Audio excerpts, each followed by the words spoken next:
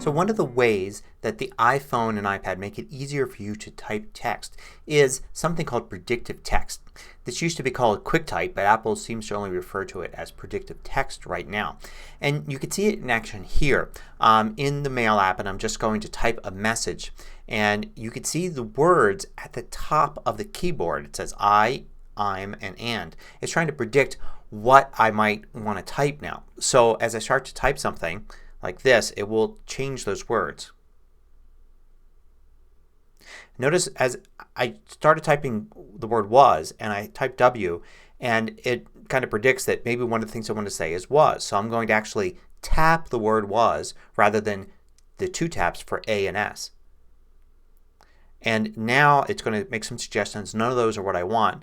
I want to say nice, and as soon as I type N, the word nice appears. So I can save myself two taps by hitting nice.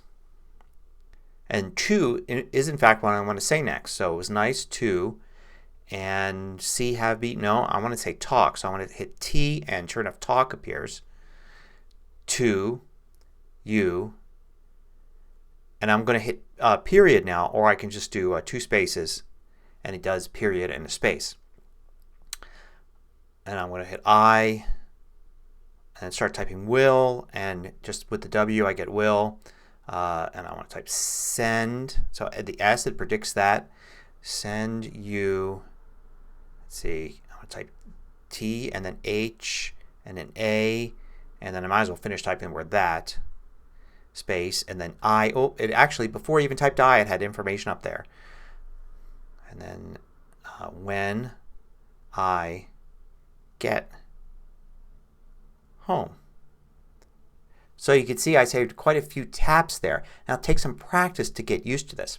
Now if you don't see that stuff at the top of the keyboard, if you don't see those words there, then you want to go to settings. And a quick way, you can go to the settings app, but you can also tap and hold the little keyboard button. It's got a smiley face now at the bottom of the keyboard, and you can see I can go right to keyboard settings. But you can get to it also by going to settings and then general and then keyboard, and you can see there's the switch for predictive text. That's what you need to have on in order to see this. Now of course it also depends upon what type of keyboard you're using. If you're using a custom keyboard, then this may not be available, and also certain apps will have keyboards that are specific to that app. But in general, apps like the Mail app and Notes and such, you're going to have this. Now notice if I start typing something and I'm typing like a difficult word, I'm just going to type a bunch of just random things here. And you can see it doesn't have any predictive text. Maybe if I go and erase them there, it tries to predict. But I want it to actually use this particular word even though it's not a real word. Notice I've got the word with quotes around it to the left. That's a really handy way to get around autocorrect, because if I type space it's going to either mark it as spelled wrong or it's going to try to autocorrect to something. So I can get around that by actually tapping there with the quotes around it, and that will then say accept this word even though it's not in your dictionary and you really want to autocorrect it or change it in some way.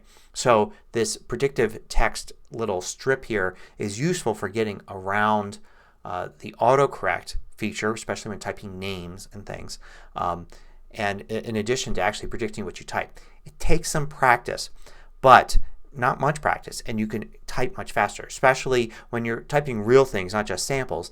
Then you tend to use some longer words, and you'll find that you can only type maybe the 2 or 3 first characters of that word and then see it at the top and then tap it if you notice it's there, and save yourself lots of taps. I've tried practicing this and I found that especially for things like responding to messages, doing emails, things like that, I can type much faster on my iPhone than I could by tapping out each character in the word. So it's definitely something you want to give a try to, and you find that with a little work up front it can save you a lot of time in the long run.